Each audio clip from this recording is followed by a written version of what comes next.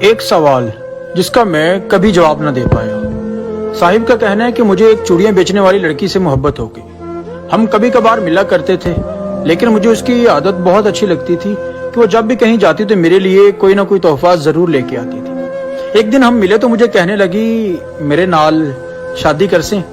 میں نے مسکراتے ہوئے چہرے سے اس کی طرف دیکھا اور کہا نہیں۔ تو کہنے لگی کہ مجھے پتا ہے کہ تم مجھ سے شادی کیوں نہیں کرنا چاہتے، لیکن مجھے ایک سوال کا جواب ضرور دیں کہ میرا کیا قصور ہے کہ میں ایک چوڑیاں بیچنے والے کے گھر میں پیدا ہوئی۔ میرے پاس جواب تو نہ تھا، لیکن مجھے ایسا لگ رہا جیسے میرے پیروں تلے سے زمین کھسک گئی کہ میں اسے کیا جواب دوں۔ خیر کچھ دن گزرے، مجھے کہنے لگی کہ مجھے اپنے آبائی گاؤں جھنگ واپس جانا ہے۔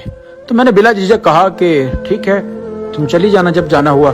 تو اس کا یہ تھا کہ شاید مجھے روکے گا، میں نے اسے نہیں روکا تو اپنے گاؤں واپس چلی گئی۔ اس سے بچھڑے ہوئے بہت وقت گزر چکا تھا۔ میرا اپنے دوستوں کے ساتھ ہیر رانجھا کے مزار پہ جھنگ جانا ہوا، تو جیسے ہی ہم واپس آنے لگے تو ہم دوست آپس میں کھڑے باتیں کر رہے تھے کہ اچانک مجھے ایک نرم ہاتھوں کی نرمی محسوس ہوئی۔ تو جیسے میں نے مڑ کے واپس دیکھا تو وہی لڑکی تھی۔ بے جھجک اس نے کہا کہ آج میری عید ہو گئی، کیونکہ آج مجھے تیری دید ہو گئی، اور آج میری ہر وہ دعا قبول ہو گئی جو میں یہاں پہ آ کے دعائیں اللہ پاک سے مانگا کرتی تھی۔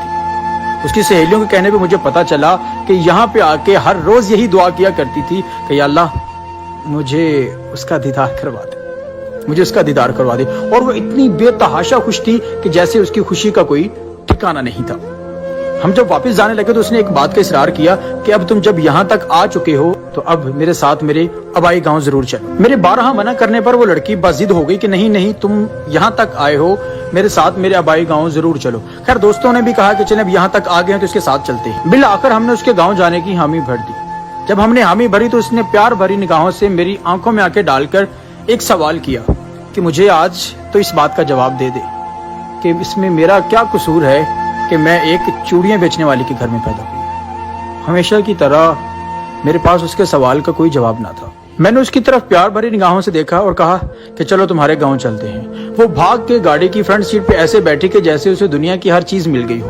ہم جب اس کے آبائی گاؤں میں پہنچے تو اس نے اپنی سہیلیوں کو مزید اکٹھا کر لیا اور اس کی اماں کہنے لگی بیٹا یہ اللہ سے بھی پہلے تیرے نام کی تسبیح پڑھتی ہے۔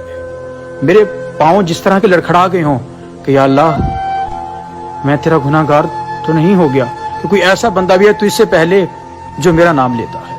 خیر اس نے ہمارے لیے ایک بہت ہی لذیذ سا کھانا تیار کیا۔ ہم نے کھانا کھایا۔ کھانا کھا کے جب ہم واپس نکلنے لگے تو اس نے اصرار کیا کہ کچھ دن رک جاؤ۔ خیر ہم رک نہیں سکتے تھے، ہمارے پیچھے کے بہت زیادہ کام تھے، لیکن جب ہم واپس نکلنے لگے تو اس نے پھر سے ایک سوال کیا کہ اب جا تو رہے ہو، مجھے ایک سوال کا جواب دے دو کہ اس میں میرا کیا قصور ہے کہ میں ایک چوڑیاں بیچنے والے کے گھر میں پیدا ہوئی۔